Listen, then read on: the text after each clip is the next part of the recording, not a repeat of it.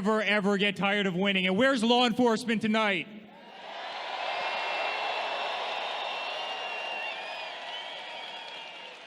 You are absolutely the best. You know, I was watching Fox and Friends. Fox is back there somewhere. Who likes Fox? I guess everybody in here likes Fox, right? And I saw this amazing officer. His name is Bob. And I called him. He was on TV, and he was talking about my father and what a great job he's done and how law enforcement is. Where's Bob? Wave to us, Bob.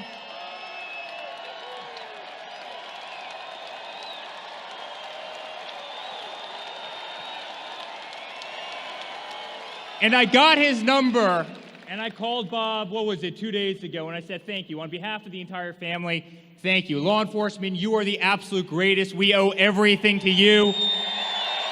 You are not forgotten about.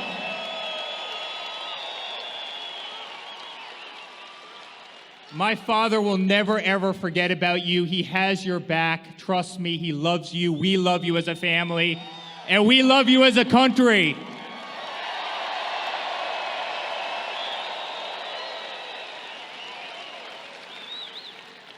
You know, guys, I was on the campaign trail in 2016 with my father. We went all over the place, and we campaigned as a family, and we fought like hell. And I am telling you guys, we are stronger today than we were in 2016.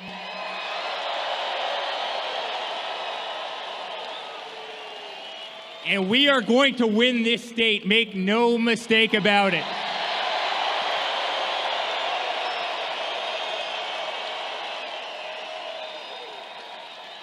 How do you think Elizabeth Warren is feeling right now as she sees this crowd? I don't think she's feeling too good. No, yeah, boo. Yeah, that's right. How do you think Joe Biden and his, how do you think his son's feeling right now, right after embezzling a lot of money, taking a lot of money, the crookedness, right? He's not looking too good either.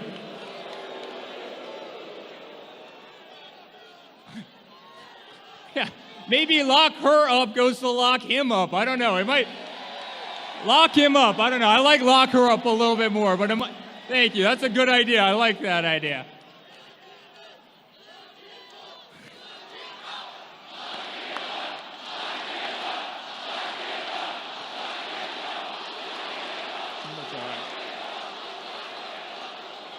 Hey, guys, we don't need to lock him up. We're just going to beat the hell out of all of them. We're going to win. You know why? Because America is winning again. Because of my father, America is winning again. Yeah. Tonight's all about jobs. Tonight's about the military. I see some military guys up here in the front, and we love you. We absolutely love you. Thank you guys for the service. And my father's going to protect the Second Amendment. I know something that's near and dear to everybody in this room.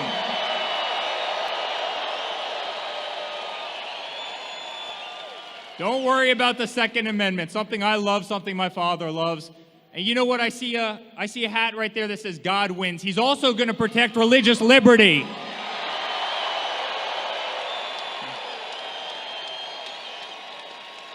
We're going to say Merry Christmas again, and we are saying Merry Christmas again.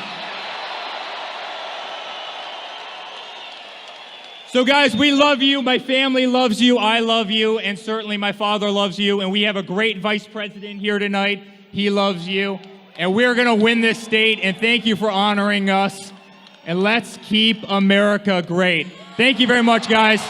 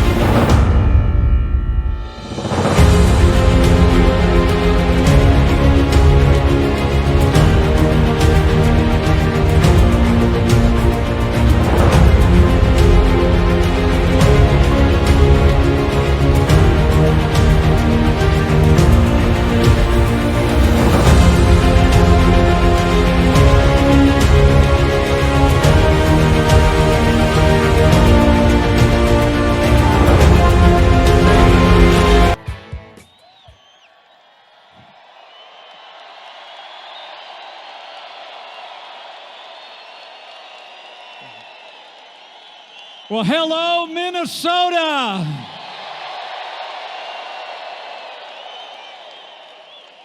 It is great to be back in the North Star State. Thank you for that warm welcome. But I'm here for one reason and one reason only: that Minnesota and America need 4 more years of President Donald Trump in the White House.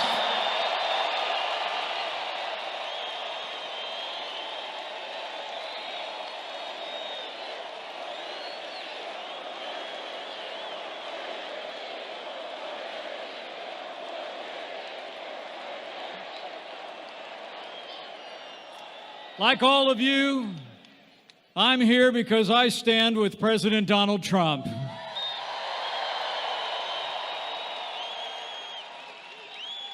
When this president stands up for American workers from the cities to the Iron Range, I stand with President Donald Trump. When this president stands up for faith and freedom and the American flag, I stand with President Donald Trump.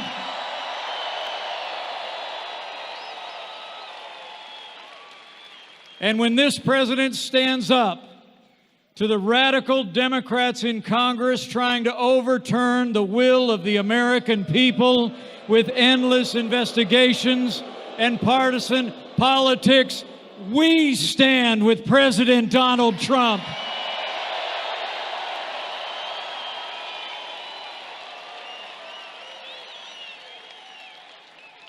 You know, what began 4 years ago has grown into a movement of everyday Americans from every walk of life. All of you believed we could be strong again. You believed we could be prosperous again. America said yes to President Donald Trump in 2016. In Minnesota, I know you're going to say yes to 4 more years of President Donald Trump in 2020.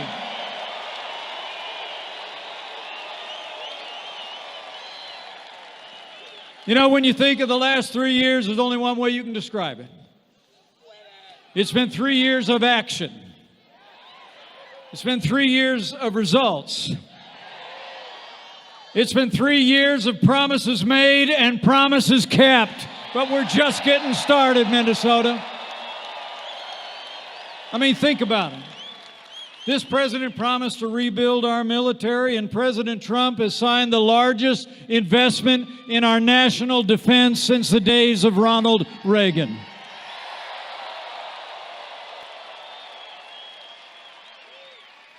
He promised to stand with our veterans and give our veterans access to the real-time, world-class health care that you earned. We reformed the VA, and Veterans Choice is now available for every veteran.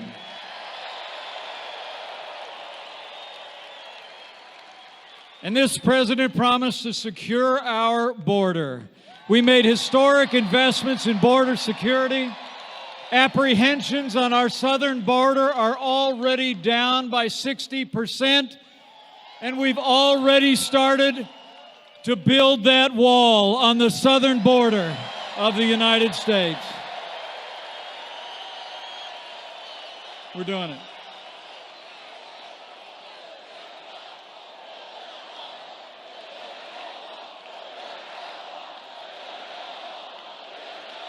Oh, we're building it.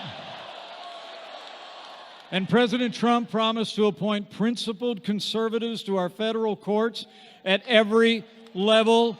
And at last count, he's appointed 180 men and women who will uphold the God-given liberties in our Constitution, like the freedom of religion and the Second Amendment right to keep and bear arms.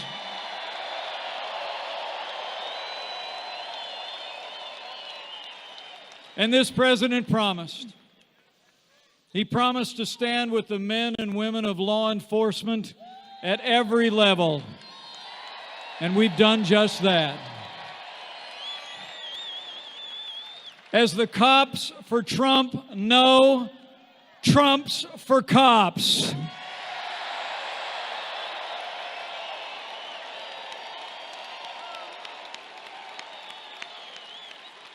And finally, President Trump promised to revive the American economy. He cut taxes across the board. We rolled back red tape at a record level, unleashed American energy, and Minnesota's economy is booming. It's true. Since Election Day 2016, 6.4 million new jobs have been created by businesses large and small. Unemployment's at a 50-year low, and there's more Americans working today than ever before in the history of this country.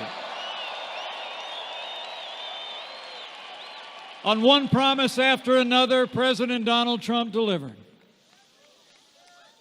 And thanks to the President's leadership and our strong conservative allies in Congress like Congressman Tom Emmer, Congressman Jim Hagedorn, Congressman Pete Stauber,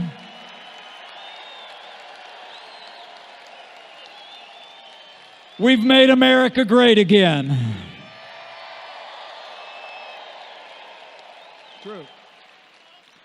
But to keep America great, we need you to decide right here and right now that Minnesota is going to vote for 4 more years of President Donald Trump in the White House.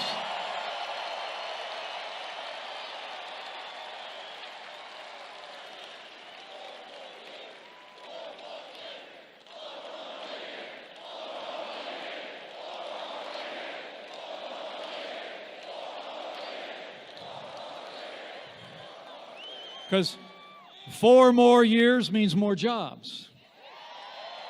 4 more years means more judges. 4 more years means more support for our troops. And it's going to take at least 4 more years to drain that swamp.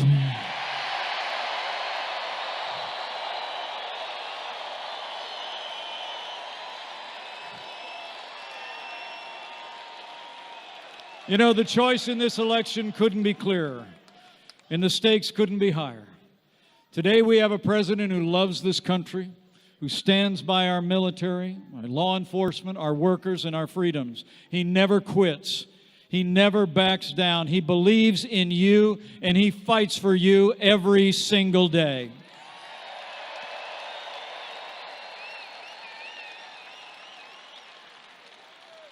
And that's more than you can say for those do-nothing Democrats in Washington, D.C. I mean, the truth is the Democratic Party has been taken over by radical leftists who want higher taxes, open borders, late-term abortion, and socialist policies that would crush our economy.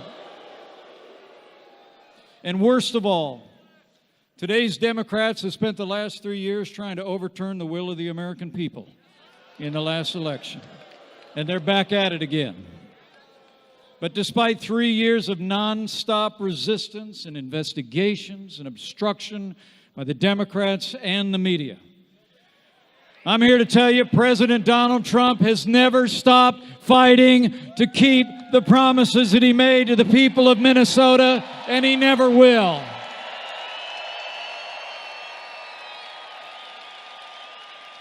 But now, Minnesota, it's our turn to fight for him. I mean, it's on. And we got work to do. And it's going to take all of us to do it. So we need you to bring your enthusiasm.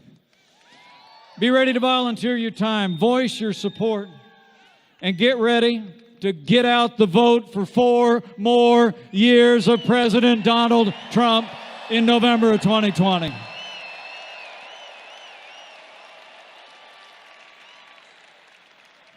And while you're bringing all that energy and enthusiasm, bring your faith too.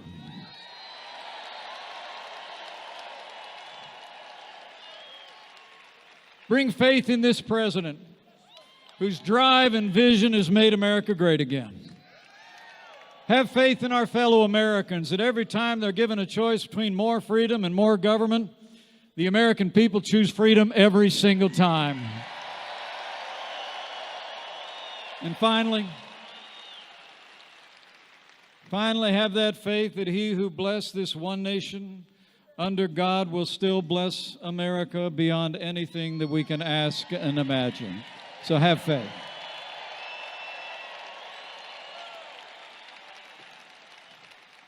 Ladies and gentlemen, I can tell you firsthand, President Donald Trump is the real deal. He's a man who says what he means and means what he says. And I see every day he gets up and fights to keep the promises that he made to the people of Minnesota and the people of all this country. He's made America great again. And with your support and your prayers, I know he will keep America great. So now it is my high honor and distinct privilege to introduce to you my friend and the 45th President of the United States, President Donald Trump. And I'm proud to be an American, where at least I know.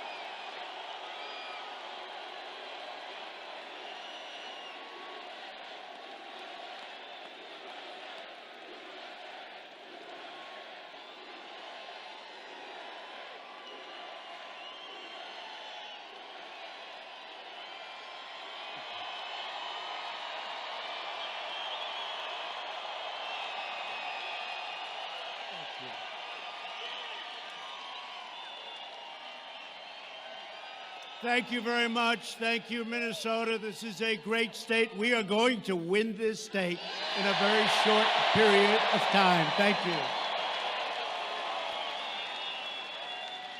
This feels like the day before the election. So we have 20,000 plus people inside. We just set a new record.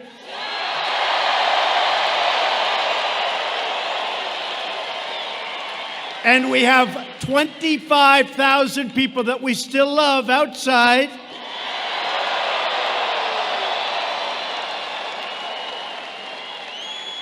And close to 100,000 people wanted to come tonight. Thank you all. This is great. This is great.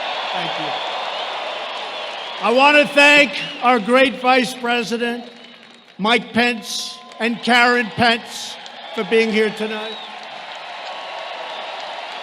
It is great to be back in the Twin Cities with the freedom-loving American patriots who make our country run. You know that. You know it. For the next 13 months, think of that. It seems like yesterday.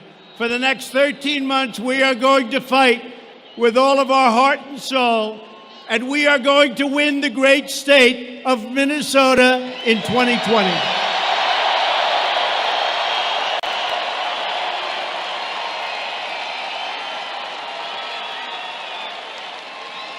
America now has the #1 economy anywhere in the world, and it's not even close.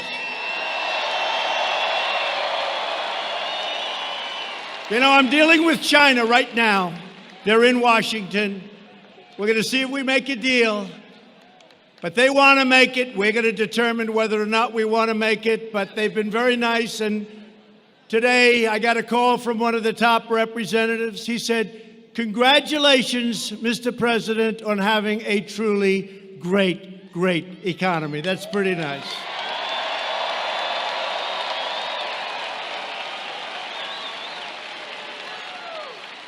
We picked up, since the election, trillions of dollars in value, and China has lost trillions of dollars in value. I will say this.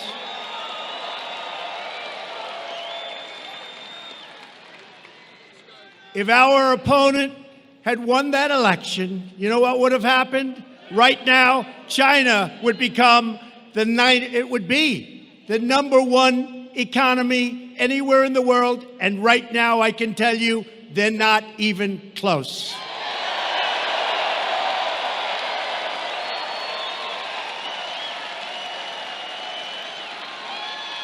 Our country is stronger than ever before because we are proudly putting, for the first time in a long time, we are putting America first.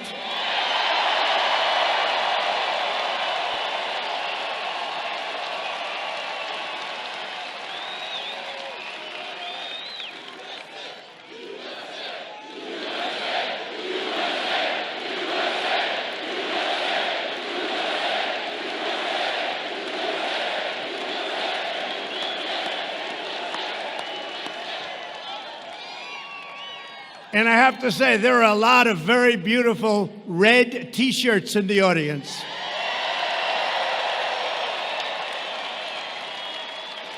That was a record sale. They did very well. And I'll tell you what, cops love Trump. Trump loves cops.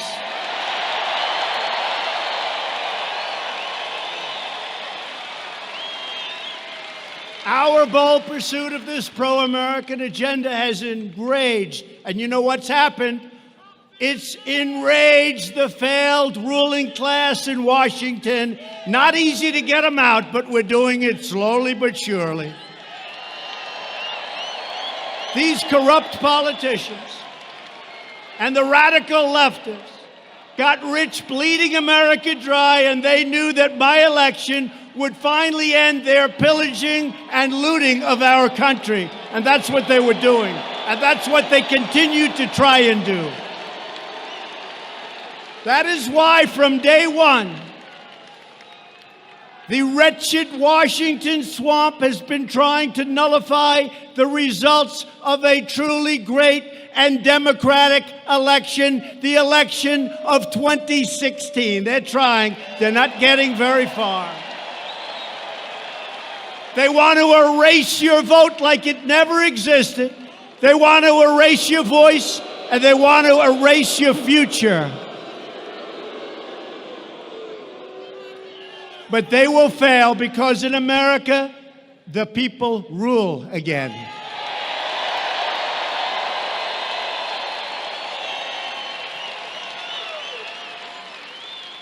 Do you remember that just 19 minutes after I raised my hand and took the oath of office, the Washington Post, a terrible newspaper that doesn't know how to write the truth, published a story, and in this case, they might have gotten it pretty correct. They said, the campaign to impeach President Trump has begun. That was the headline. Little did we know they weren't playing games. Think of that. That was 19 minutes after the oath of office. Months earlier, Peter Strzok.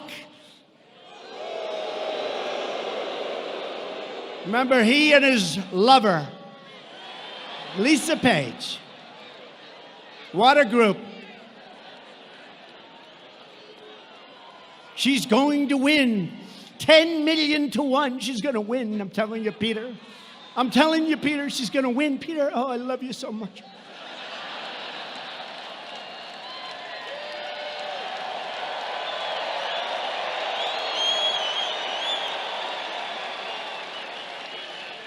I love you, Peter. I love you too, Lisa. Lisa, I love you. Lisa. Lisa. Oh, God, I love you, Lisa. And if she doesn't win, Lisa, we've got an insurance policy, Lisa. We'll get that son of a bitch out. We got an insurance policy. And we're living through the insurance policy. That's what it is. The phony Russia hoax. Lisa, I love you. Now, the do-nothing Democrat con artists and scammers are getting desperate.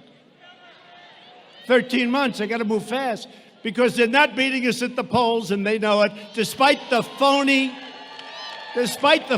polls that you see all the time. They're phony polls. You know, polls are no different. Remember, I always used to talk about polls? I know polls very well. Polls are no different than crooked writers. They're crooked polls. They're crooked polls. No different. Well, that's a lot of media. Look back there. That's a lot of media.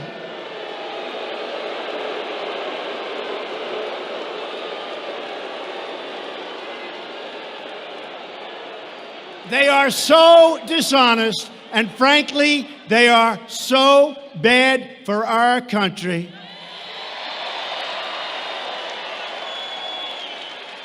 They are so bad. And they could be so good for our country. They could be so good. And maybe they'll change and maybe they won't. I've been waiting for a long time. You know, after I won the last election, I said, you know, finally, it's okay. Finally, I'll get some great press. They got worse. They got worse. I said, finally, I said to the First Lady, darling, we're going to finally get respect. We're going to finally get media and press coverage that's going to be great. Look at what we've done. And I'm telling you, they did. They got worse. And they know they cannot win. You understand. Well, if you didn't understand, honestly, there's no way anybody could win.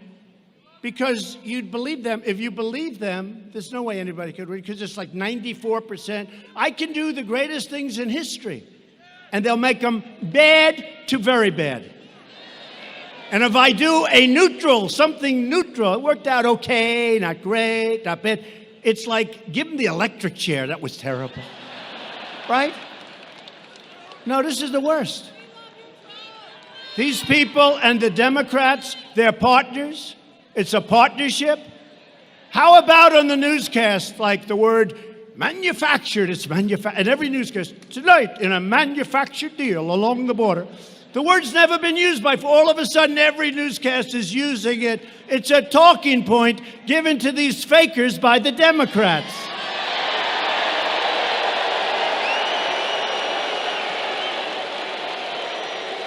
So they know they can't win the 2020 election. So they're pursuing the insane impeachment witch hunt. I've been going through it now. for more time than I've been in office because, you know, like Strzok with his insurance deal, this was before, remember this, this was before, that statement was made months before I took office. That statement was made months before the election took place. They said, just in case, we're going to have an insurance policy. That only means one thing. We're going to get them out. So they're telling us we can't let that ever happen again to another president.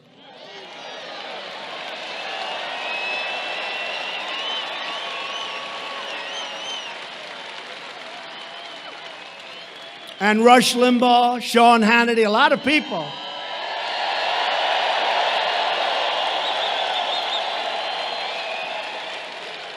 The great Mark Levin. We have a lot of great people.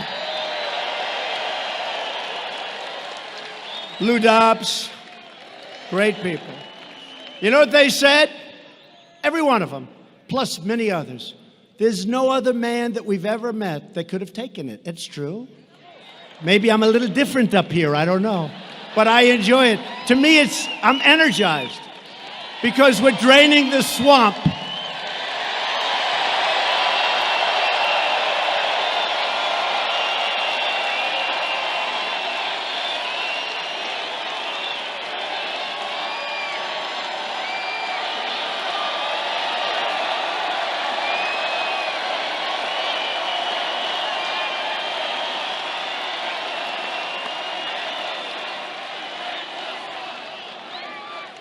The Democrats' brazen attempt to overthrow our government will produce a backlash at the ballot box, the likes of which they have never, ever seen before in the history of this country.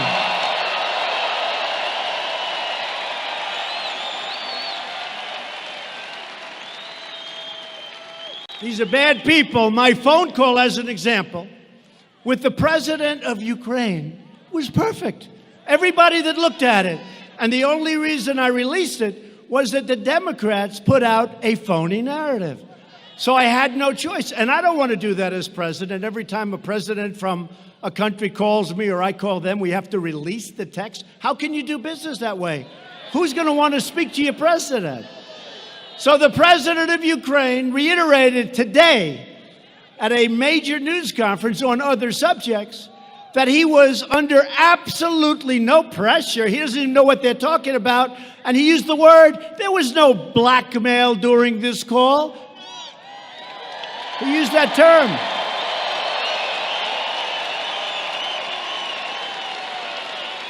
So in theory, that should be the end of it. Think of it.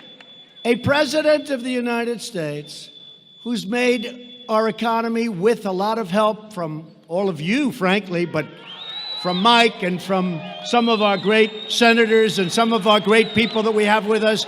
We made this the strongest economy in our history. We've rebuilt our military. We're taking care of health care like nobody's been able to do. What we've done is incredible. And by the way, we're protecting your Second Amendment. If you don't have me, your Second Amendment is gone.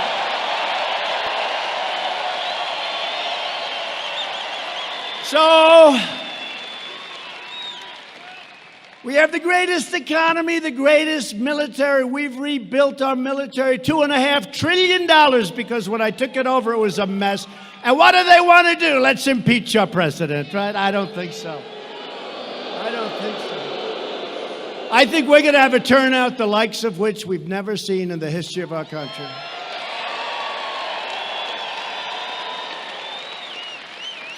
So we were really forced just to put it away.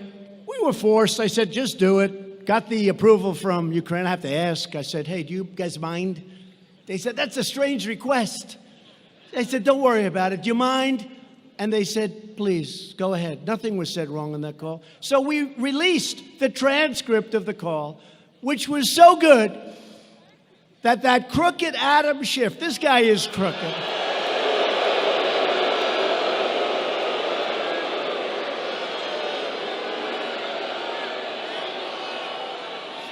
He had to make up a fake conversation that never happened, and he delivered it to the United States Congress and the American people. It was a total fraud. And then Nancy Pelosi said, oh, I think the president said that.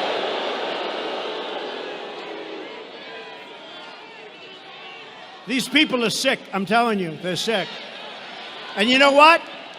Had they waited one day longer, they would have had the transcript of the actual call, word for word. It would have been perfect. Instead, they released it. They went early. They said all these horrible things. You know why? Because they never thought in a million years that I was going to release a transcript of the call.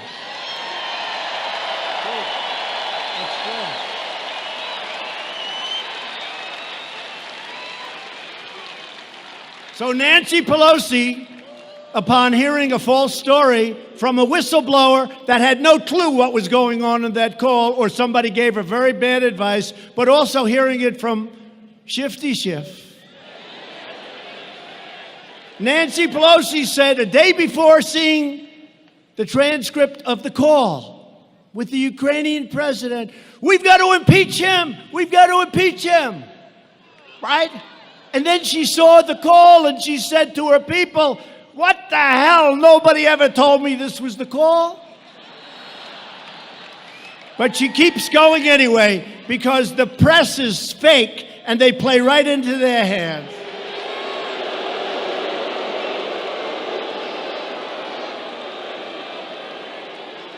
The do-nothing Democrat extremists have gone so far left that they believe it should not be a crime to cross our border illegally, and it should be a crime to have a totally appropriate, casual, beautiful, accurate phone call with a foreign leader. I don't think so.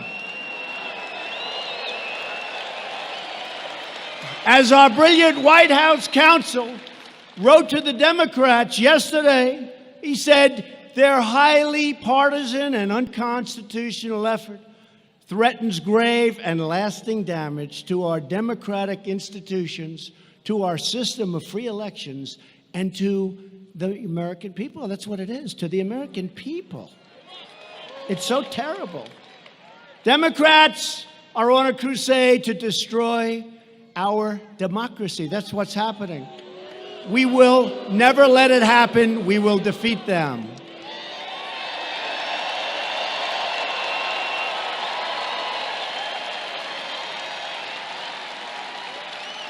I mean, look at their debates. These people are crazy. They want to spend $99 trillion to redo buildings all over the United States. I said, what about China? What about Russia? What about India? What about all these other countries where that stuff is just flowing out? It's all right. Let him give you the answer. Man, did the cops act fast. He's already gone. Man,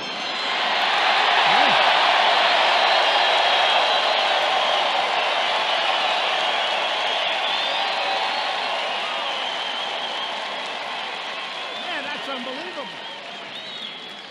That's the fastest. You know, I love law enforcement. I love the cops. I love the police. I love it. Minneapolis. You got a rotten mayor. You got to change your mayor. You got a bad mayor. Got a bad mayor. But you know what? The police, I've done this a lot, and every once in a while who have very little disturbance. It's really, actually, is there any place where we can have more fun than at a Trump rally?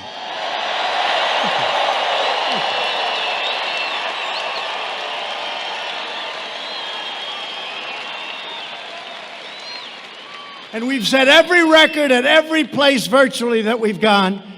And one of the big musicians said, and Trump does it without a guitar. Can you believe it? Without a guitar.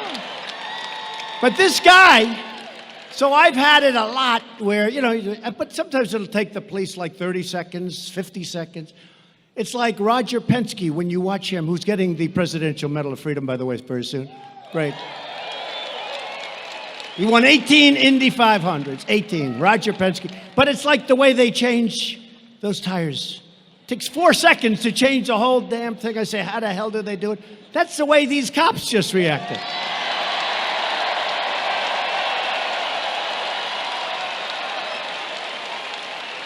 That was a record. I think it was a record. I've had good service, but I've never had anything like that. I look up, the guy is already gone. We love you with the red shirts. So now the Democrats are making a pathetic bid to save Sleepy Joe. Sleepy Joe Biden. And you know what? I'd love to run against him, to be honest. Anybody like that, if you can't beat him in a debate, you got a big problem, folks. Big. You can't beat him in a debate, you can't be president. Because what are you going to do against President Xi and Kim Jong-un? You can't beat Sleepy Joe. And now we're going to meet with Kim Jong-un. I don't think so. But he's totally owned and totally controlled by the Washington swamp for many years. 2 months after President Obama put Joe in charge of Ukraine policy, they put Joe Biden in charge of Ukraine policy. Listen to this, and the press will not write it. They say, in totally unsubstantiated charges, every time they talk about him, President Trump has said that his son walked away with a fortune. Now, you know that's a totally unsubstantiated charge. Really? It's not unsubstantiated, it's fact. Joe's son, Hunter, got thrown out of the Navy, and then he became a genius on Wall Street in about 2 days. By the way, whatever happened to Hunter? Where the hell is he?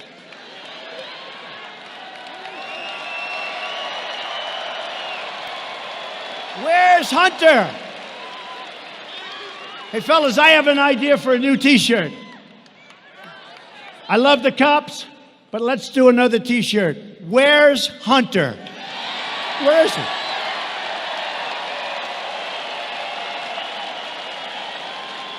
Here's Hunter being examined by Sleepy Eyes Chuck Todd or some of these people.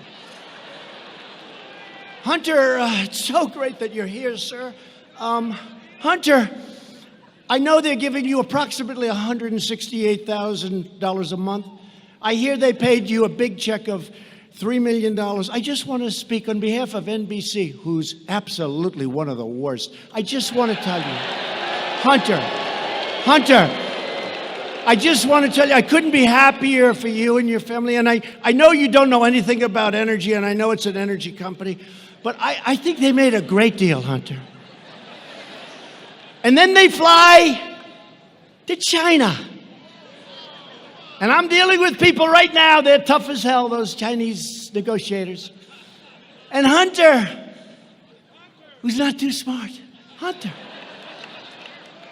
He goes in, he has a meeting, he walks out in his fund with $1.5 billion, with a B, $1.5 billion.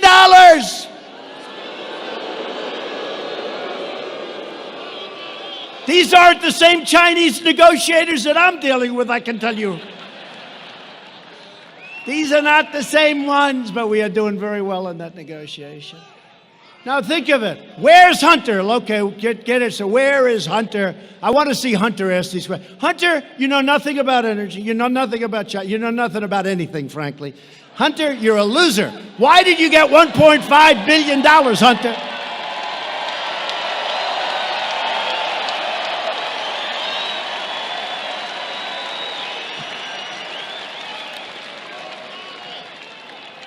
And your father was never considered smart.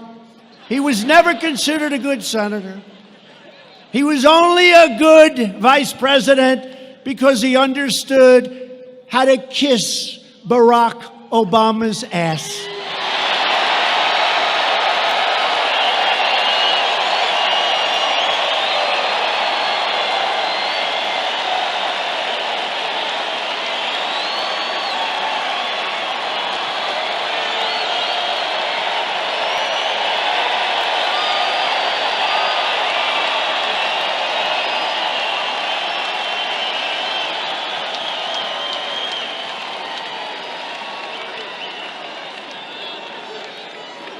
True.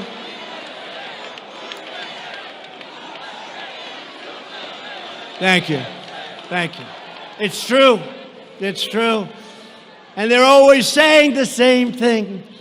Yeah, he got $1.5 billion. We admit it. They admit it. There's nothing. But always that same thing. President Trump made a totally unsubstantiated claim about Hunter Biden and his father. It's not unsubstantiated, you crooked son of a guns. It's 100% true.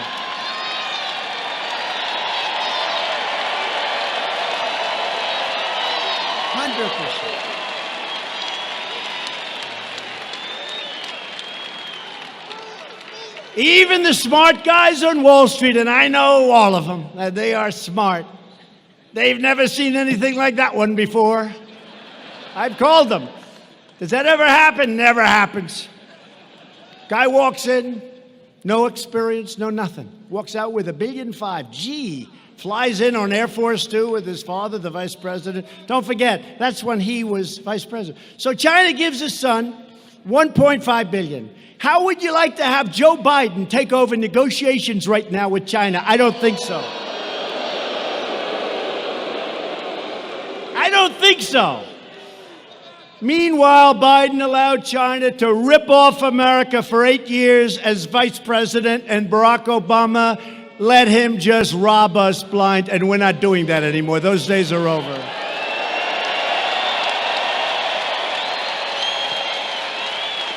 The Bidens got rich, and that is substantiated, while America got robbed. That's what happened. Sleepy Joe and his friends sold out America. They didn't have tough negotiations. I look at these trade deals, and I say, who the hell could have done this? If you had no business instinct, no business ability, if you had nothing, if you're dumb as hell, you wouldn't make these deals. They're so bad. I say, who made these deals? Who made these deals? But we're ripping them all up and redoing them, and they're going to be very good. Wait till you see what happens.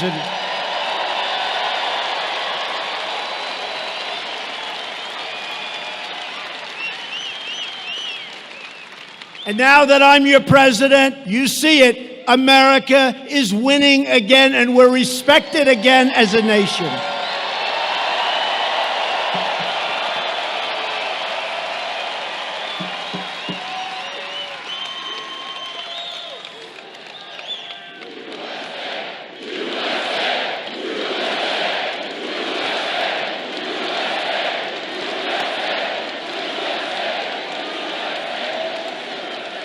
And in a brand new report just came out as I'm walking on the stage.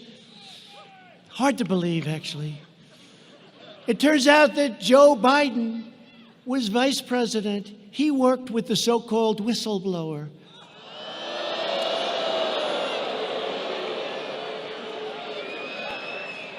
This is nothing but a partisan witch hunt, sabotage, and I'm sure they're going to say it's totally unsubstantiated. But one of them wrote the story. Congratulations, by the way. That's very nice. That's really good. That's the way you should do it. Good, good, good. In the twisted worldview of Democrats and the media, it's okay for politicians to ship our jobs to foreign countries, flood our communities with drugs and crime, and enrich themselves at America's expense. Their treachery is allowed because they go along with the rigged Washington game, and it is far more rigged. When I ran, I thought it was rigged, but this is crazy what's happening. But if you refuse to bow or bend to the Washington swamp, which I could do very easily, I'd be much more popular. Folks, it would be so much easier. You know, very smart, I gotta tell you, isn't it much better when I go off script? Isn't that better?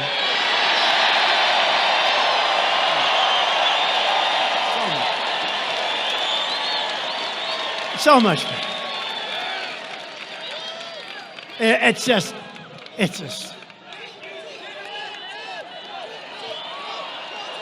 Hey, folks, the greatest buyer of advertisements in the history of the world, Mike Lindell, My Pillow.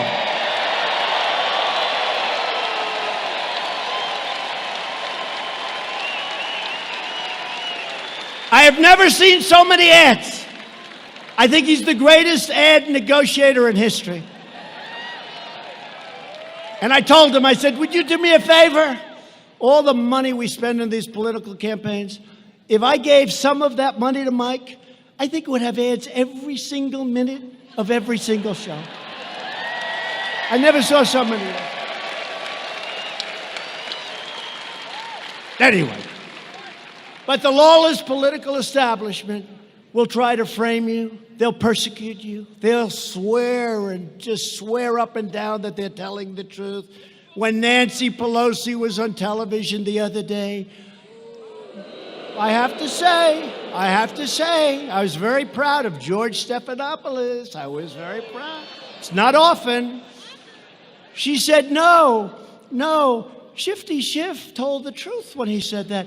Stephanopoulos said, no, wait a minute. No, it wasn't the truth. It was a false statement. No, it was the truth. He said no, and then she really believes it. So she's either got one of two problems. She's either really stupid, okay, or she's really lost it, or maybe there's a certain dishonesty in there someplace. But they smear you. They spy on you. And they target your friends, your family, your staff for harassment, for abuse, for destruction. I came down to Washington with incredible people. We won a great political campaign. They were bright-eyed and bushy-tailed. We know that, sir. Nice phrase. They came down. They were happy. They wanted to turn the country around. They wanted to do great things. All of a sudden, they get summoned and they get subpoenaed by Robert Mueller. How good was he as a witness? Not too good. And by people that were, I call them the 13 angry Democrats that turned into 18 angry Democrats. It was disgraceful. So people that were going down, sir, what is this? I look, oh, wow, that's a subpoena. What the hell is this? They took people, I really mean this, they took people that were full of life and energy and vigor. We had just won the greatest campaign in the history of American politics. It's true. It's true. And they destroyed their lives. They destroyed their lives. They went home. I could name many people, one in particular, who came down, an incredible young woman. She was going to help people. She wanted to help people. She had causes that were so good, she wanted to help people. And she ended up going home dark. Her life became hell. They ruined people. They destroyed people. Good people. People that ended up paying far more money in legal fees than they made. They destroyed great people. They're vicious, horrible, and the media was behind every single step.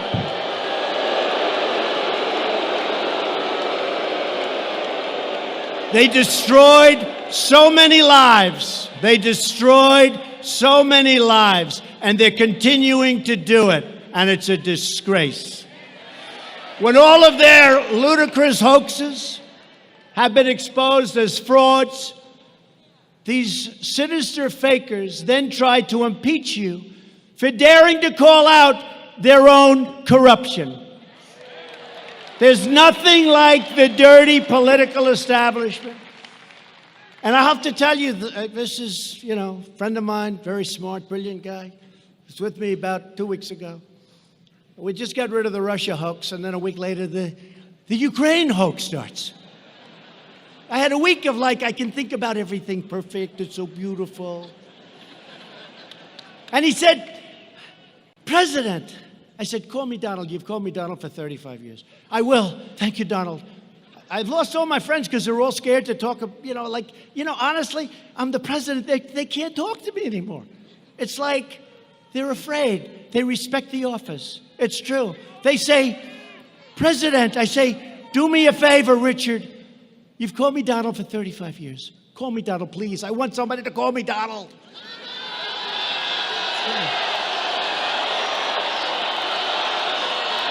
True.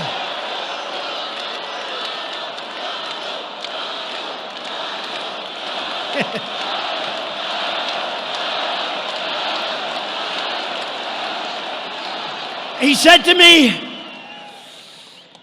I just told him, go, man. He said, President, I can't do it, he said. So he says, President, you've been here now for, think of it, almost 3 years. Can you believe we're here 3 years? It's we.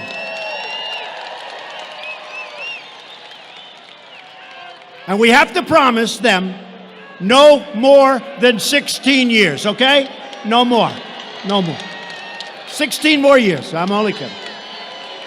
Now they'll go back. See, he wants to run for more. But he said, President, could I ask you a question? It's so important to me. He's a great businessman, very successful. He said, you deal with all of these nations, these great, powerful. Who is the worst to deal with? Is it China? Is it North Korea? Is it India? Is it Russia? Please tell me, Mr. President, who is the toughest nation to deal with? I said, you're not going to believe this. It's the USA is the toughest nation to deal with. The USA. It's true. Because we're dealing with some very sick and deranged people.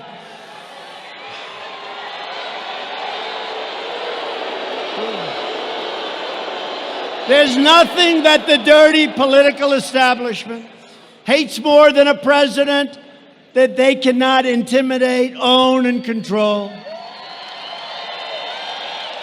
They're trying to stop me because they know that I don't answer to them, I answer to you. It's true.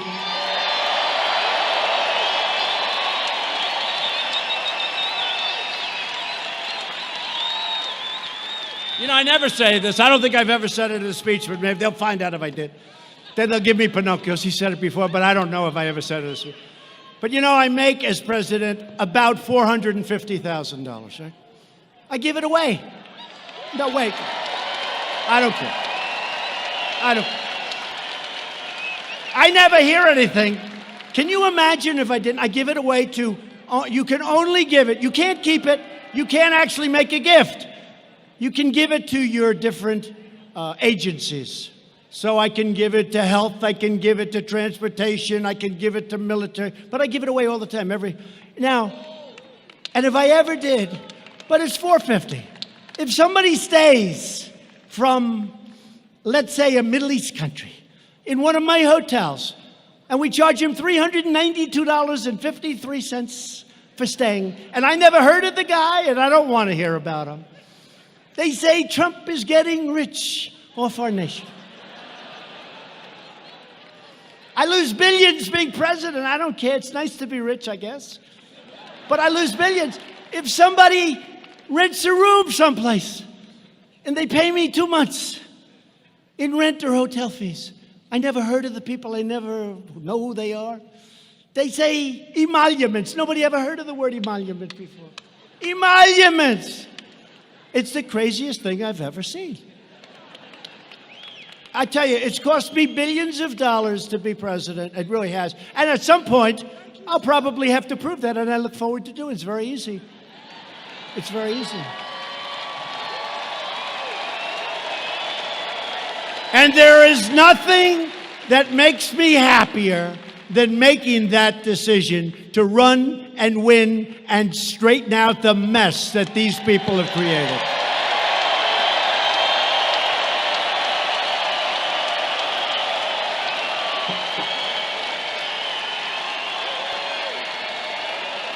So in a desperate attempt to attack our movement, Nancy and Chuck, two beauties, have given control of the Democrat Party entirely over to the radical left, including Minnesota's own Representative Ilhan Omar.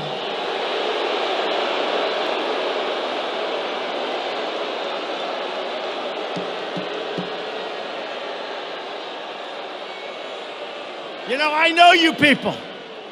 I know you people. I know the people of Minnesota. And I want to tell you, and I also, at the same time, it's both a question and a statement. How the hell did that ever happen? How did it happen? How did it happen? Congresswoman Omar is an America-hating socialist.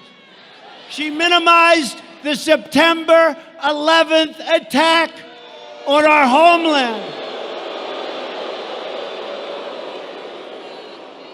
where far more than 3,000 people died, saying some people did something. Big deal. Some people did something. She pleaded for compassion for ISIS recruits right here in Minnesota. Omar laughed that Americans speak of Al-Qaeda. You remember that tape? Speak of Al-Qaeda. But when we say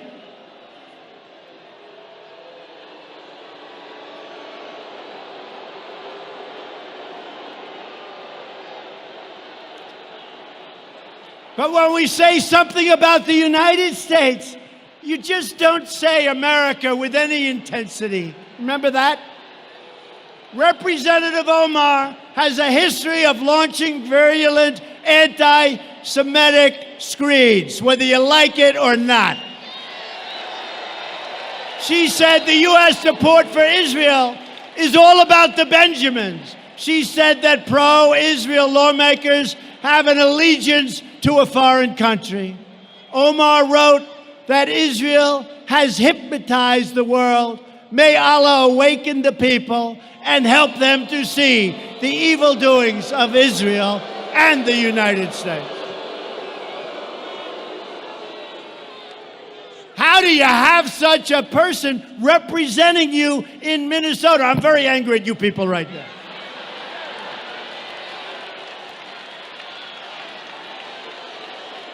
She is a disgrace to our country, and she is one of the big reasons that I'm going to win and the Republican Party is going to win Minnesota in 13 months.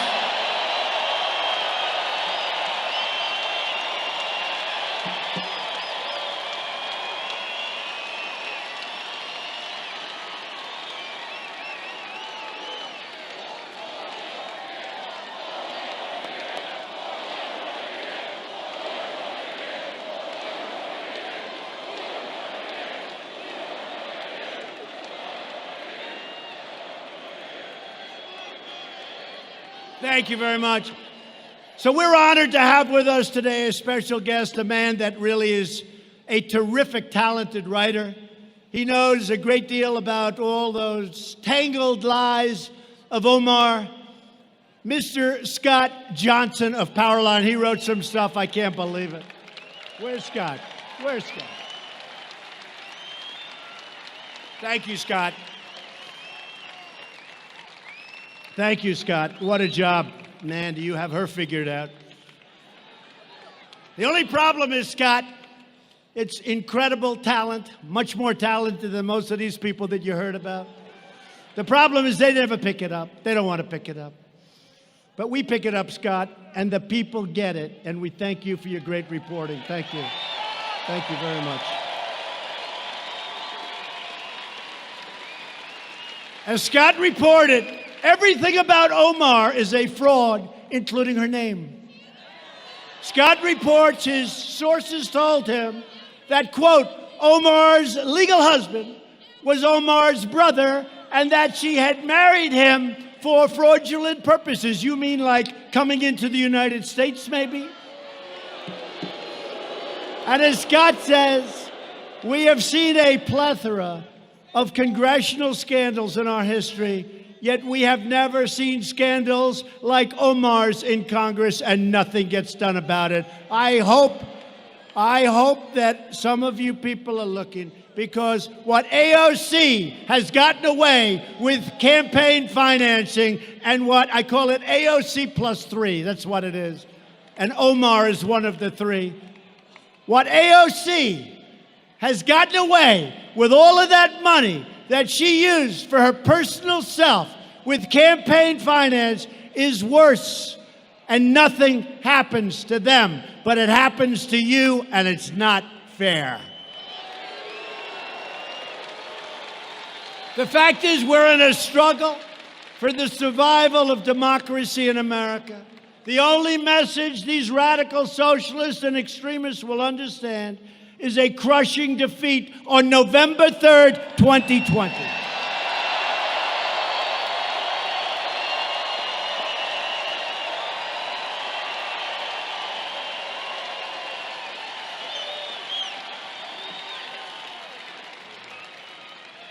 With your help, we will win back the House. We will keep the Senate. And we will win the White House. And we're thrilled to be joined tonight by some incredible people that have helped me so much. One of your tremendous, talented, tough Congressman, Tom Emmer. Tom.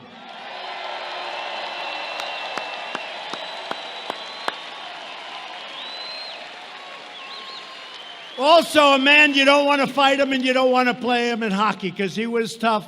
He just won, not that recently, but pretty recently, and I was out here campaigning for him and working hard, and it turned out to be an easy race because everyone loves him and respects him. Congressman Pete Stauber. And a man who gets in the trenches, and he just doesn't care. He wants to win for the people. He loves you. He loves this state. He loves this country. Jim Hagedorn.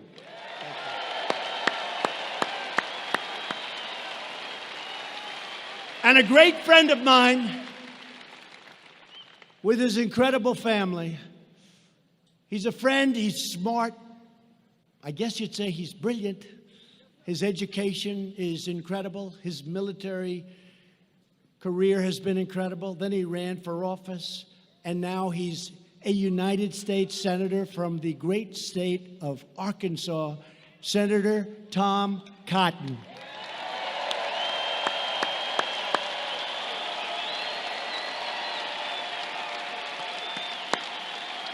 Great guy. And Minnesota Senate Majority Leader Paul Gazelka. Paul. Thank you, Paul. Minnesota GOP Chairwoman Jennifer Carnahan. She's been incredible.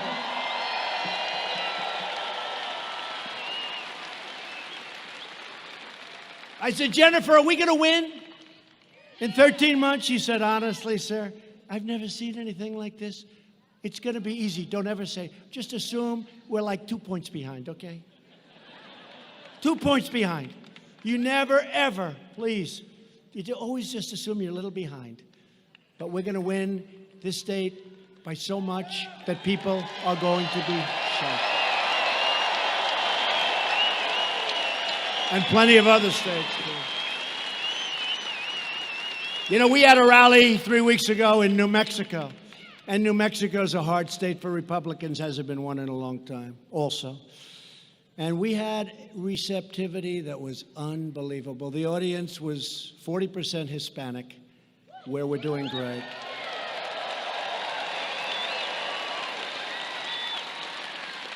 And you know, Hispanic, they understand borders better than anybody, better than we do.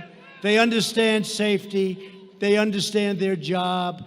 They don't want people taking it away. They don't want crime. They understand it better. That's why we're doing so well. But we're in New Mexico, and I'm telling you, that was electric. But honestly, all evenings are electric. We haven't had any bad ones. We haven't.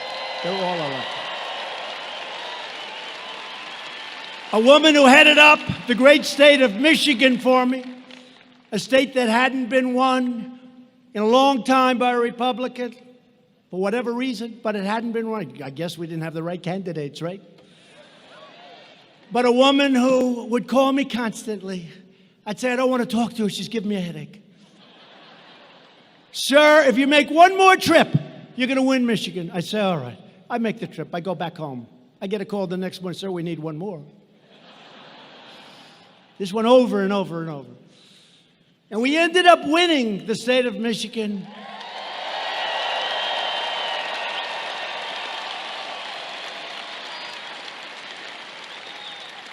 And I said, who the hell was that woman that kept bugging me to go back to Michigan and speak just one more time every week? One more time, sir. And her name is Ronna McDaniel. She's fantastic, and she's the head of the RNC.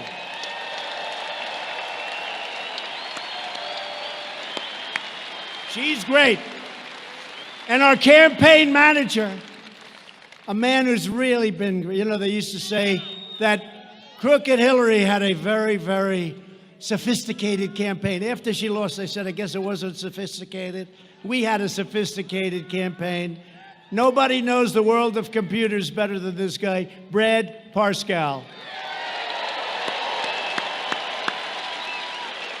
Remember when they used to say it? You know, I never got credit. My father used to teach me, if you can do it for less and win, that's good. He wasn't talking politics. The last thing, he's looking down. He's definitely looking down, not looking up. He was great. He was tough, but he was great. But my father would say, if you can do it for less and win, that's a good thing, not a bad thing. If you can build a building for less money than the guy across the street, and if it's a nicer building and you can rent for less, that's like a good thing. So in the campaign, we spent much less money than crooked Hillary Clinton, much. And we won. And we won. We won 306 to 223. That's a pretty big, remember? Remember they said electoral college. And by the way, when you run, if you're running, the electoral college is like the 100-yard dash, and the total vote, you don't go certain places. You focus. Electoral college, we have to explain to them, it's different. So we won 306. And you remember they used to say, one's the 100-yard dash, you practice. One's the mile, you practice. It's a different race. Winning the total vote is much easier, in my opinion. The electoral college, I had to go to 22 different states. For the total vote, I go to like 4 states maximum, right? Much easier. It's much easier. I'm all for it. But the Electoral College is better for our country because it forces you to go places that you wouldn't go. I love Maine. I went to Maine 4 or 5 times. I needed 1 point. Maine gave me 1 point. And what happened? I went there numerous times. Everyone said, why? Because I was told by these fraudsters back here in the media that Trump cannot get to 270. He cannot get. They had me maximum, if everything worked, right, at 269. So I kept going to Maine. And you know what? We won that 1 point in Maine. But I kept going. They say, why? I said, well, first of all, it is really a beautiful place. But we won the point. But they said he cannot get to 270. I heard this for months and months. I had such a headache. Almost as bad as listening to Mike's damn commercials about those pillows. Maybe I need one of those pillows to cure my headache. Does it cure headaches? I think so. But here's the thing. So they said he cannot get to 270. In other words, you can't win. You don't get to 270. It's over. You can't win, right? He cannot do it. There's no way of doing it. And they were right. I got to 306.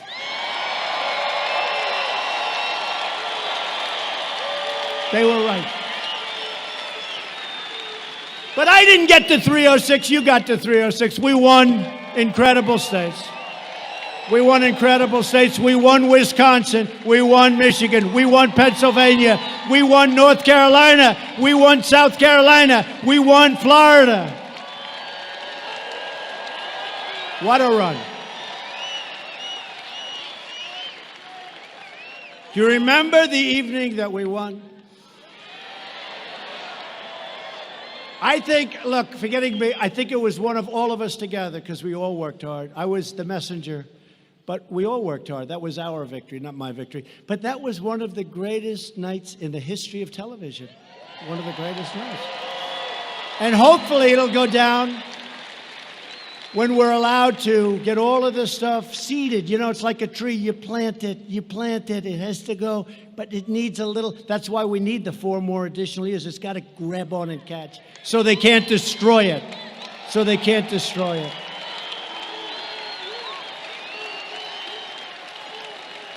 But I think it'll go down, and I hope it's going to go down as one of the greatest evenings in the history of this country, because it's never happened anything like that before. And these guys don't even question it. They just sit back and say, I guess he's right about that. I'll never forget the night before. I was at a tremendous arena. The place was going crazy. It was like this, going crazy. And 2 reporters that hate my guts, they looked at themselves. They looked at each other. Famous shot. They're looking like this, and they're saying, what the hell is going on? They knew. And I didn't need Beyonce and Jay-Z.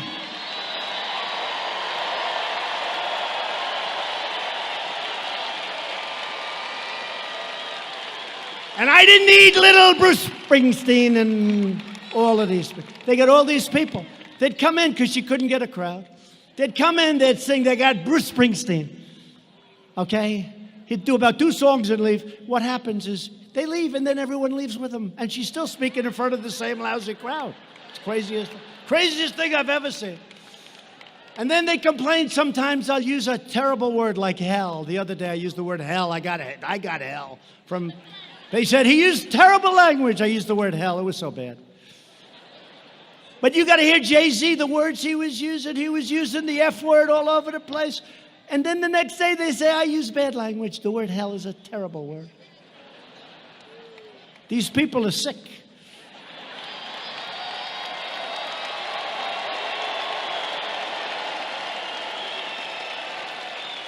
But that was an amazing evening.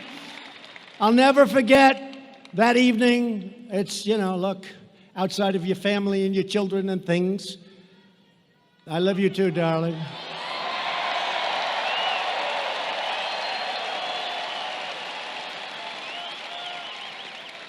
It was one of the highest rated evenings in the history of television. You add up all those networks. Remember the woman crying? Oh, my God.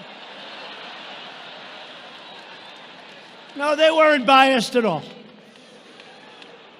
Now, another very special man who's with us today, but he'll never be a man to me. He'll always be my boy. You know what I mean, right? He's my boy. He's my little 6'6" boy, Eric Trump.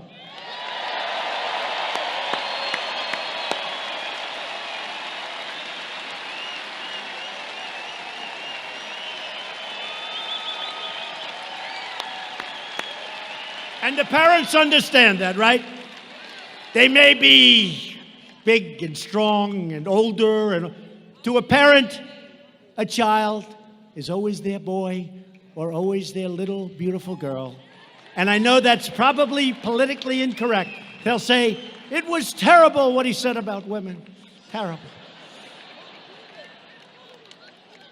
But they're our boy and they're our girl, and it doesn't matter how old we get and how old they get. Is that a correct statement?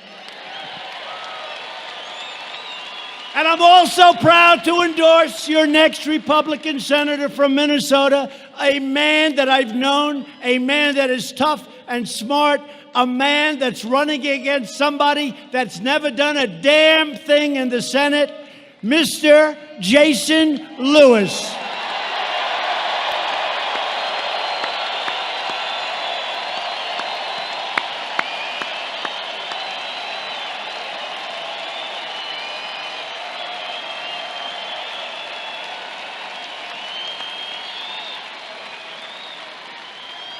And Jason did a great job in Congress. Congressman Lewis, thank you very much.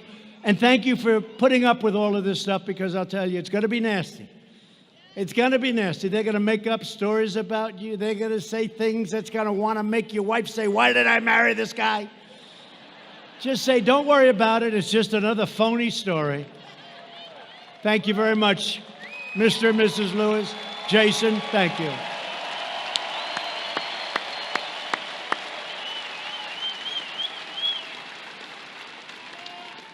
And Jason, they can't say that about Tom Cotton. He's too perfect, this guy. He can't say it. They can't say it about you, Tom. Anyway, good luck, Jason. Do well. And I don't know why, but with all of the great people I just introduced, for tonight, maybe this is the most important person. Because I turned on a very good show in the morning, Fox and Friends. They treat us great. I just want fairness. What a great group.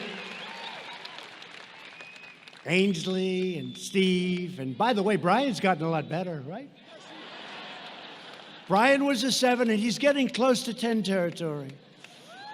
And Steve has been so great, and Ainsley is just incredible.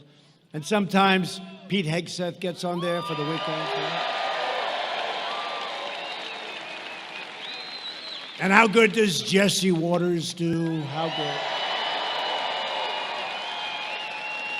Right, just some really great people. And again, Tucker's been very good, I have to say. He's been good. Smart. He's been great. Tucker. And the legendary Sean Hannity. Great. Number one show. Sean's got the number one show.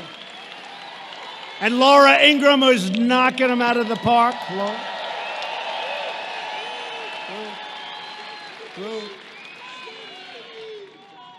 And you go over Maria Bartiromo. And the great Lou Dobbs. How good are they? Lou Dobbs. And many more. And many more. How about Greg? Greg used to hate me. Now he's good. Oh, we can't forget Judge Jeanine.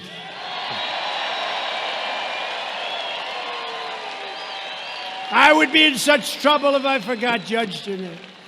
No, these are great. And there are many more. I just, look, I'm just rattling some names off, but they're just terrific people. They're terrific people. But a man that I have to really say something very special about. So I'm watching Fox and Friends early in the morning, very early in the 6 slot, because I'm out of there pretty good. And I see a handsome young man named Bob Kroll, Cops for Trump. And he's talking about this lousy mayor they've got. Now, he didn't quite say that, but I say it. He's talking about this lousy mayor that won't let the cops, the police, the law enforcement. My father always used to say, son, he meant it too, never say cops. It's disrespectful. Say police officer. I say, okay, Bob. But honestly, the truth is with time, I love you guys, whether you're cops, police officers, law enforcement, I'll call you whatever you want. It doesn't matter. You are so great, so respected. You don't even know how much our public loves you. You don't know it. You don't know it.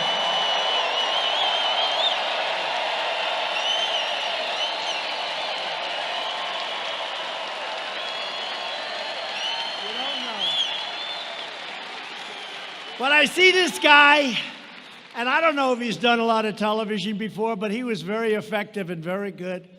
And he was saying how the police aren't being allowed to take care of this rally. And yet with President Obama and Bush and all these people, they were, fine. Everybody comes, they fall asleep at a rally. But they weren't allowed to do the job for us, and they went wild.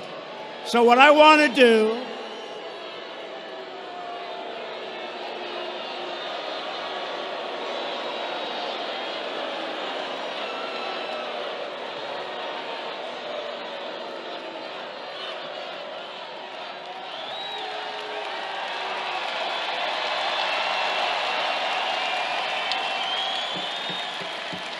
go home to mommy. Mommy says, I saw you on television tonight. I love Trump. Don't you ever do that again. Yes, Mom. Yes, Mom.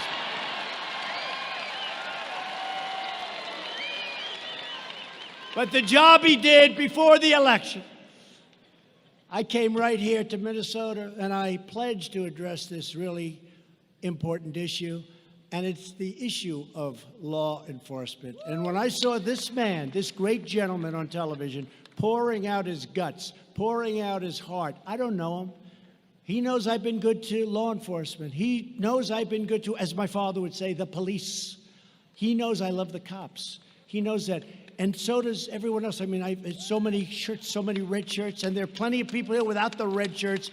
And I want to just tell you, the respect that we have for law enforcement is unbound. It's unbound. Come up here, Bob, come up.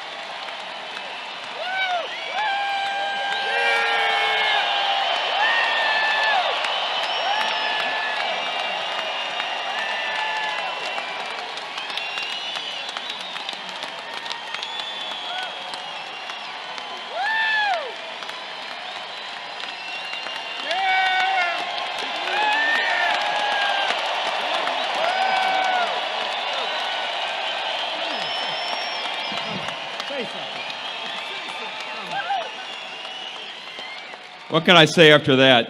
Tune in, Fox, 10:15 tonight. Shannon Bream, they asked us on. How can you thank this guy for everything he's done for law enforcement? Wonderful president. Thank you, fellas. Thank you very much. Thank you. Great people. Thank you.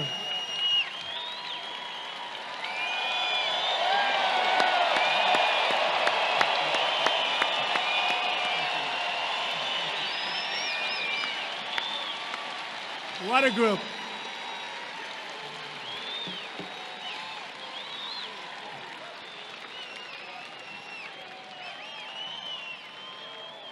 I think your very weak mayor made a mistake when he took them on. As you know, for many years, leaders in Washington brought large numbers of refugees to your state from Somalia, without considering the impact on schools and communities and taxpayers. I promise you that as president, I would give local communities a greater say in refugee policy and put in place enhanced vetting and responsible immigration controls. And I've done that. Since coming into office, I have reduced refugee resettlement by 85%. And as you know, maybe especially in Minnesota, I kept another promise. I issued an executive action making clear that no refugees will be resettled in any city or any state without the express written consent of that city or that state. So speak to your mayor.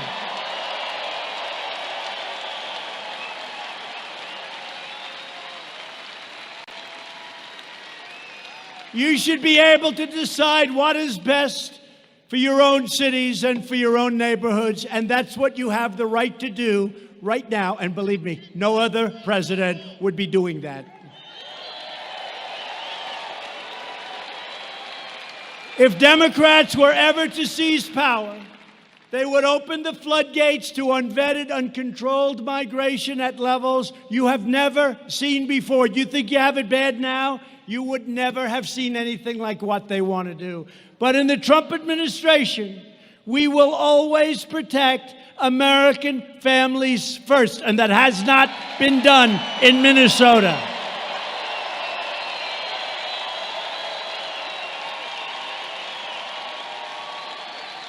We've also implemented the strongest screening and vetting mechanisms ever put into place.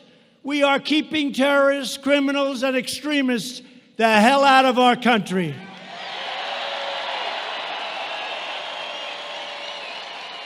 And I want to thank the country of Mexico.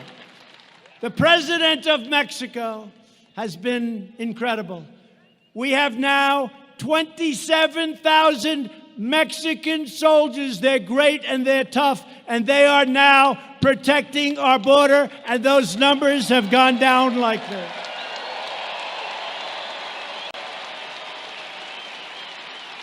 Thank you, Mr. President. We will not make the mistakes made in European countries that allow a violent ideology to take root in our country, on our shores. We're not going to allow it to happen.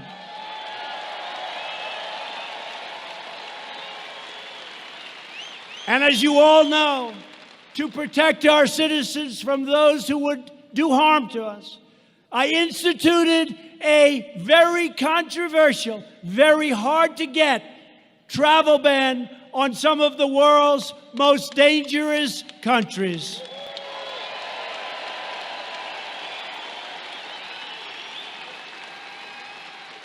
And the other day, one of the fake news reporters in the back said they were talking about the travel ban, and they said, well, you know, the president has lost in court. They said, where? On the travel ban. And he's right. I lost, and then I lost at the appellate division, And then I won at the United States Supreme Court. Right? And he knew that, but he said, I lost and he was right. I lost. And then I lost again. But then I won. And we have the travel ban. But instead of saying he lost, and then he lost at the appellate, and then he won at the United States Supreme Court, he said he lost on the travel ban. These are very dishonest people. Do you understand that? Very dishonest people. In the Republican Party, we believe that those who seek to join our society must embrace our values, honor our history, and love our people. Democrats also support deadly sanctuary cities, which release dangerous criminal aliens into the heart of your communities, and we're not letting it happen anymore. Republicans believe American cities should be sanctuaries for Americans, not for criminal aliens. My administration is taking historic action to secure the border. We have reduced illegal border crossings by over 60% since May, and we are building the wall faster than anyone ever anticipated it could be built.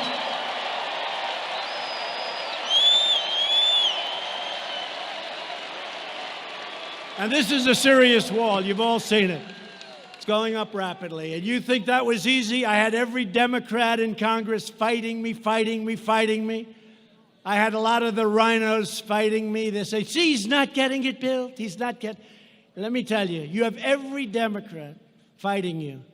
We took it from here, and we took it from there, and we took it from all over the place, and we got that thing. That's the biggest patchwork of financing you've ever seen. And that sucker is going up, and it is the finest.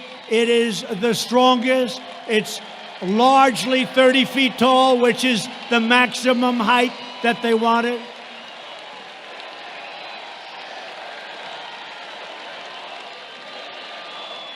I went to the Border Patrol, and I sat down with 15 representatives of the Border Patrol.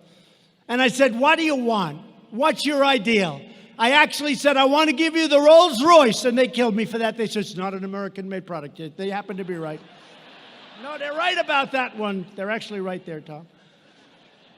But I said, I want to give you the Rolls Royce of walls. Tell me. And they told me everything. And then we built some alternative walls. We built all different types. We built about 7 of them. And then we had climbers come in. The one that worked the best was the one we're building. It also, unfortunately, the bad news, it's also the most expensive, but we got it for the right price. We got it for the right price.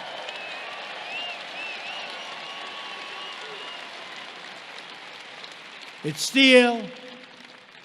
It's hardened concrete. It's deep. It's high. It's a thing of beauty. And it's going to keep bad people out of our country. That's what it's going to do. And the Democrats knew this. Most of the Democrats 4 years ago, they wanted a wall. Now all of a sudden, they don't want a wall. You know why they don't want a wall? Because I want it. It's the only reason. And I just thought of it, like a year ago. I said, man, this could have been so much easier. All I had to do is say, we don't want a wall, and they would have given me all the financing I wanted for the wall. What was I thinking? We're not going to build a wall, and they would have forced me to build it. I would have. Under this administration, we are also ending the endless wars. We have to do it, folks. We have to do it. We have totally defeated the ISIS caliphate, and I did that in rather quick time, if you remember. Because we have the greatest fighting machine now. When I came in, it was totally depleted. We have great generals. We have great war fighters. And they did it so fast. I flew to Iraq. I met with the generals, right? I met with the generals.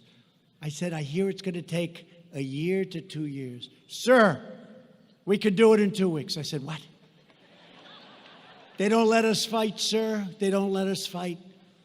We want to fight. They don't let us fight. I said, I let you fight. I said, how come if they say it's going to take anywhere from a year to 2 years, you say you can do it so quickly? He said, sir, we're going to hit him from the front. We're going to hit him from the back. We're going to hit him from the sides, from underground, from overground. We're going to hit the hell out of him. And they did. And we won very quickly. But from now on, we want to fight where it is to the benefit of the United States of America, not to the benefit of other countries. And we will only fight to win. We're only going to fight to win. We don't fight to win. We don't fight to win. The Turks have been fighting with the Kurds for 2 centuries. And Turkey, as you know, is a NATO ally. But I've been rough on them.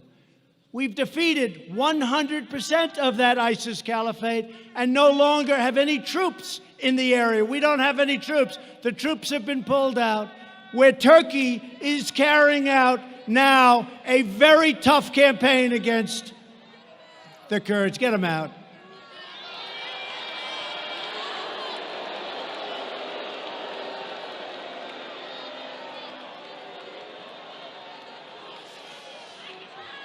So Turkey is right now waging a very tough campaign against the Kurds. We got along with the Kurds, and we help the Kurds. And don't forget, they're also fighting for their land. You know that. But they're fighting. So we have 3 choices. You ready? Here are the 3 choices. We don't have any soldiers there because we've left. We won. We left. Take a victory, United States. We left. Take a victory. Take a victory. Bring our troops back home. I told the story yesterday. I have to sign letters. It's the hardest thing I have to do. I sign letters. Dear Mr. and Mrs. Smith from Arkansas. Dear Mr. and Mrs. Jones from Alabama. Dear Mr. and Mrs. somebody from some great state. I'm sorry to inform you, your son has been killed in combat. I'm so sorry. And every letter is individually done because sometimes the parents, they're grieving and they get together with other parents and I don't want to see that it's like the same letter. So we do different letters. It's the hardest thing I have to do. Hardest thing. It's the hardest thing I have. I was telling Tom Cotton, it's the hardest thing that I have to do. And I signed those letters, and it just breaks your heart. And by the way, there's a time to fight. Nobody fights harder than I do, but there's a time and there's not necessarily a time. But I send these letters out, quite a few, and sometimes I send letters out. It's called Blue on Green, where we're teaching people how to fight, and then they turn the gun on our soldiers and shoot them in the back. And that's the hardest thing for a parent. I have all of them. I know every one. That's the hardest thing for a parent, when they get notification because they learn how their child has died. When the so-called people that we're teaching how to fight turn the gun on them and shoot. We've had a lot of that, a lot of it in Afghanistan, more than we've ever had proportionally before. It's a horrible, horrible thing. But I have to sign these letters. And sometimes I go out to a place, Dover Air Force Base. It's a very tough experience. Mike Pence goes. I go. Other people go. Tom Cotton goes. We go out there and we meet the parents and the families, the wives, the children, the sisters, the brothers. We meet them and we talk to them. And their son or daughter is being flown in from some faraway place in a coffin. And these things are just impossible. I don't know how parents can do it even. And I'll meet them, and we have a particular colonel. That's all he does. So good, so professional. And that's what he does. He said, I greet the dead, sir. I greet the dead. And what happens is this big, incredible machine flies in, this tremendous cargo plane. And it flies in, so powerful, so big. And I'll be talking to some of the parents, and they'll act like they're fine. I said, how are you doing? We're fine, sir. we're fine. We're really good. I say, that's great. And I'll tell the colonel, I'll say, Colonel, I think they're doing great. No, sir, they're not going to do great. You'll see. And I didn't know what he was talking about. This is the first time. And then we went outside to the runway, and this incredible machine is flying in, and it lands, and it comes over, and it pulls up, and we have military guards. We have incredible, talented musicians that do this. That's what they do.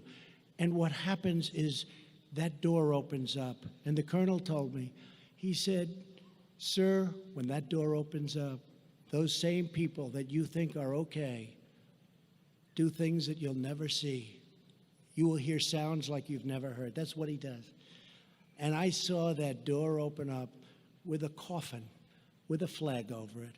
The door is open, and these beautiful soldiers, 5 or 6 on each side, lifting the coffin and walking down the runway, the plank they call it, off this cargo plane. And I see parents make sounds that were just 20 minutes ago absolutely fine, make sounds, scream and cry like you've never seen before. The colonel was telling me that, sir, you'll see things that you've never seen before. A mother who was fine 20 minutes ago, you think, breaking the military line and jumping off and then jumping onto a coffin of her son or her daughter. Jumping on top of the flowers, on top of the American flag. I've seen this. And then I have all these people that want to stay. They want to stay. And I don't want to stay. We were supposed to be in Syria for 30 days. We've now been there for 10 years. We were supposed to be in Afghanistan for a short period of time. We're now going to be there for close to 19 years. It's time to bring them home. It's time to bring them home.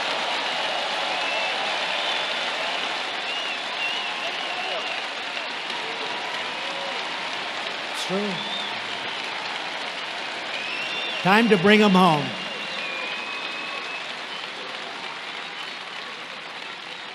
We've done our job. We've defeated everyone that we're supposed to defeat. And now we are policing. We are now policing. That's what we're doing. We're policing. And that, as I said, no more respect for the police, but these are military people, and those are police. But we are now policing. We're not fighting, we're policing. And you know what? After all of these years, and one other story, and I have to tell you, I go to Walter Reed on Friday, and I do it quite often. I gave out 5 Purple Hearts, and I meet people that are so beautiful, so amazing. I met 5 warriors, and one was so badly hurt with a loss of arms and a leg. Another one, they're just very, very devastated. But these are great, great people. And I gave out the Purple Heart, and I see the parents, and I have to say, Walter Reed, I want to just say the doctors there, the job they do. You know, you hear so many complaints about doctors and about the vets and the vets care, and nobody's done better. We got choice for the vets. We did things for the vets that nobody thought would be possible.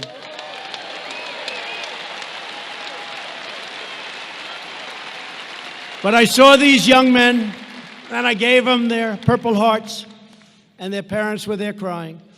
And one of them was so amazing. I said, what's your problem? Sir, my face was blown apart. My nose was absolutely just blown apart. He said, sir, it's incredible. And I looked at him and said, that's the most beautiful nose I've ever seen. What do you mean? He said, a doctor worked on my face for 10 hours in the field. He said there were 1,000 fragments. Now, I don't know if that's right, but, well, a lot. He meant a lot. He said there were 1,000 fragments. He rebuilt my nose with glue.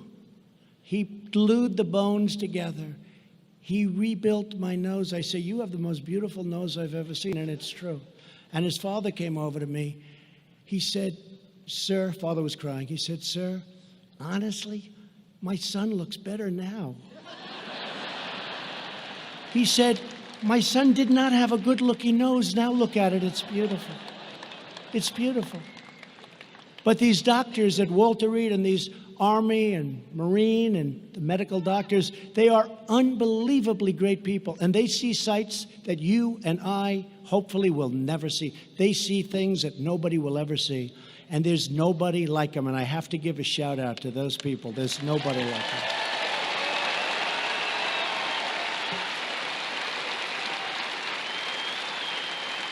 So in the case of Turkey and Syria and the Kurds, we could send in 1,000 troops for a military conflict with Turkey. No, you don't want to do that. We could hit Turkey very hard financially. Or we could mediate a deal between Turkey and the Kurds. I like that. Let's mediate a deal.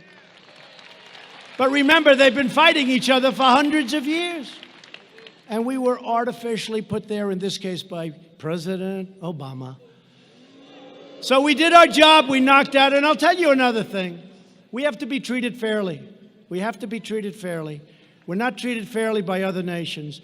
We captured many, many ISIS fighters. Most of them came from Europe. They came from Germany. They came from France. They came from all of these countries. And we called them. I called them myself in many cases. I said, take your fighters. They said, we don't want them. You take them. I said, no. We did you a big favor. They're citizens of Germany. They're citizens of France. They're citizens of these various countries in Europe. Take your fighters. We don't want them, sir. We don't want them. And I said, how unfair are we treated? We do them a great favor, and they won't take the fighters. So we're doing some things that are pretty amazing. And every once in a while, you have to change course and do what you have to do. The United States has spent $8 trillion in the Middle East. We've lost thousands of brave soldiers and tens of thousands of terribly wounded people, great people. Their lives will never be the same. These wars produced only chaos and bloodshed. And all of the blood and treasure we sacrificed made the Middle East it's less safe, it's less stable, and it's less secure. And I say it all the time. The single greatest mistake our country made in its history was going into the quicksand of the Middle East. We spent $8 trillion and lost thousands of lives. And by the way, the other side, we can talk about that, lost millions of lives. What did we do? So we're going to pull them out, and we're pulling people out, and we're trying to make good deals, and we're going to bring our soldiers back home, and we may need them for something else, and they'll be ready.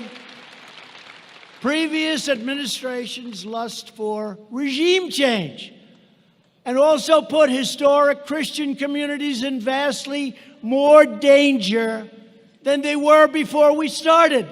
They are some of the biggest victims of these power vacuums and reckless foreign adventures. The Christians. And we work hard with the Christians. We have tremendous evangelical support. We work hard with the Christians. So we're slowly getting out of the Middle East. We're doing it carefully. And we're rebuilding our military like we have never rebuilt our military before. When I came into office, a very prominent general told me, because it looked like we could have a big conflict with someone, said, sir, we have no ammunition. We had old planes. We had planes that were so old they didn't fly. We had people going to the desert, the plane graveyards, airplane graveyards, picking up parts. I never want to hear a president of the United States hear those words again. I never want to have a president hear the words, sir, we have no ammunition. Think of that. Think of that. Now, thanks to more than $2.5 trillion worth of investment in our military, we have more ammunition, more missiles, more rockets, more tanks, more fighter jets, and more of everything else than we've ever had before. And we have no choice. You look around the world and we have no choice, unfortunately. And the Democrats want to dismantle our military. After years of building up other countries, we are finally building up our country. That's what we have to do.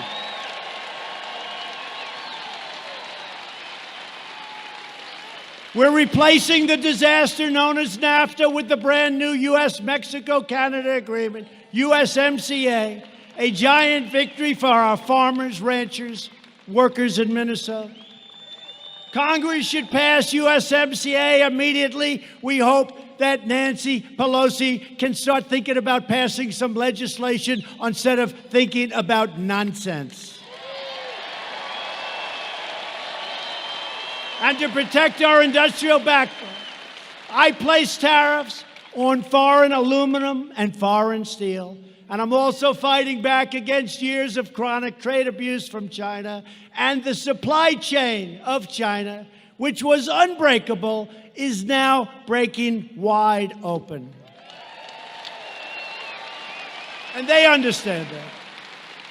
And I don't blame China for what's taken place over the last 25 years.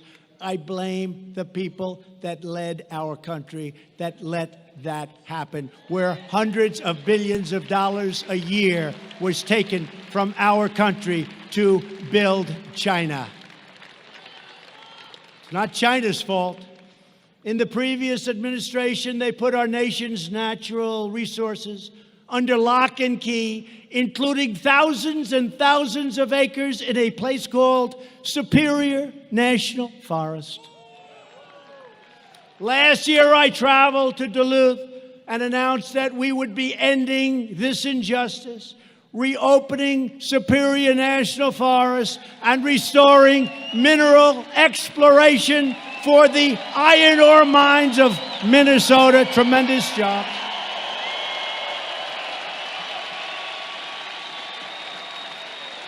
And now the Iron Range is back in business.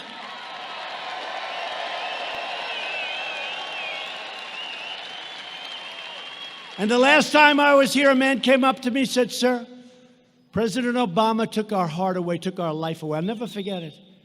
A man, strong guy, had tears in his eyes. He said, "You gave us back our life because they took it away from him. We gave it back." Best iron ore there is anywhere. My administration is also fighting the Democrat socialist health care agenda that would obliterate Medicare. Republicans will protect Medicare, and we will always protect patients with pre-existing conditions. And for those of you that have private health care, health insurance, 180 million people, they are going to end it, obliterate it, and most people are thrilled with it. We are going to leave it. You're going to have your plan the way you want it, and there's no plan like those plans. Virtually every top Democrat also now supports late-term abortion, ripping babies straight from the mother's womb right up to the moment of birth. And that is why I've asked Congress to prohibit extreme late-term abortion, because Republicans believe that every child is a sacred gift from God.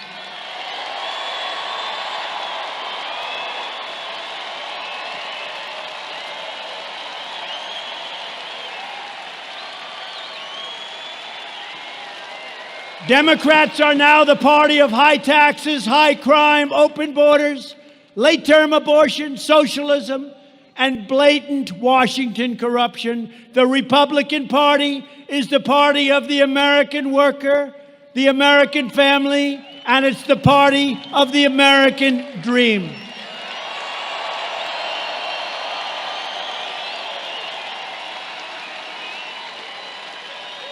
For years, you watched as your politicians apologized for America. You remember that? T, I'm sorry. I'm so sorry. Now you have a president who is standing up for America. We are standing up for Minneapolis, and we are standing up for the great state of Minnesota.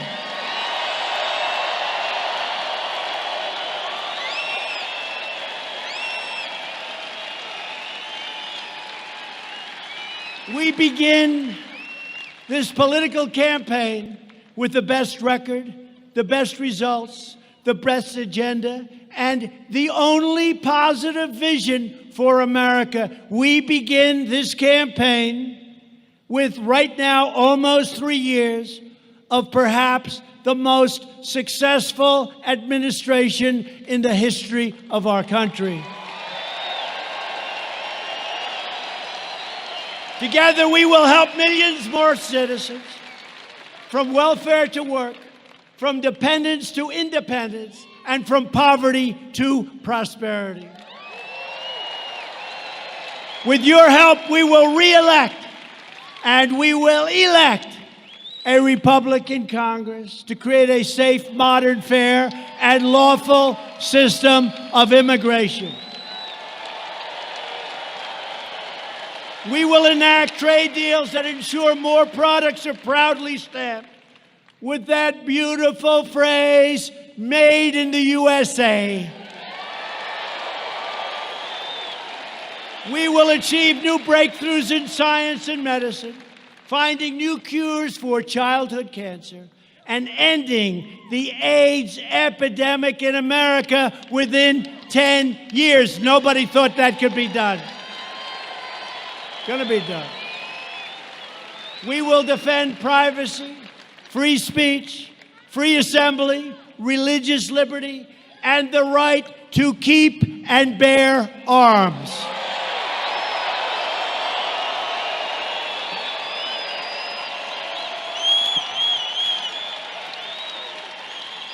And above all, we will never stop fighting for the values that bind us together as one America.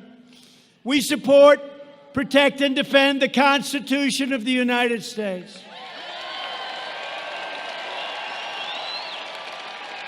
We stand with the incredible heroes of law enforcement.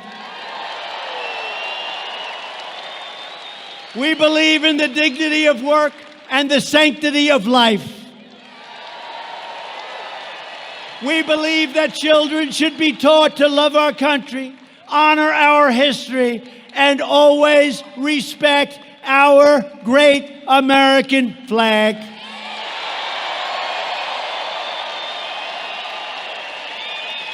And we live by the words of our great national motto, "In God we trust."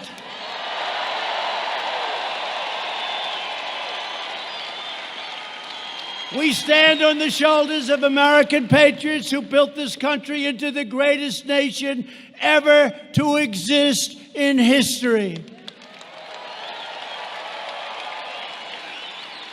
Our ancestors crossed the oceans, settled the continent, tamed the wilderness, revolutionized industry, pioneered science, won 2 world wars, defeated fascism and communism, and put a man on the face of the moon.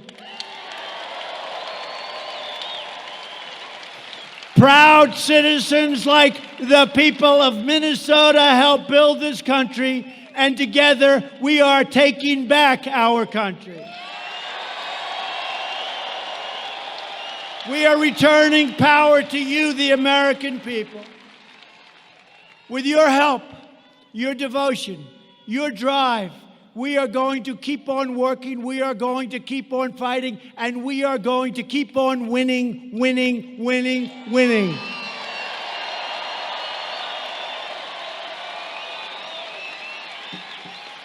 We are one movement, one people, one family, and one glorious nation under God.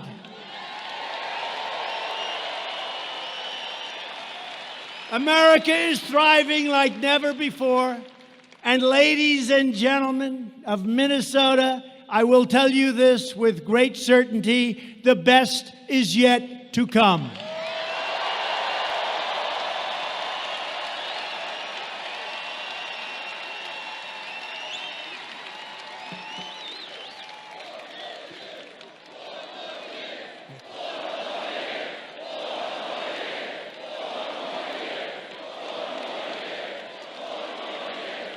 Thank you very much.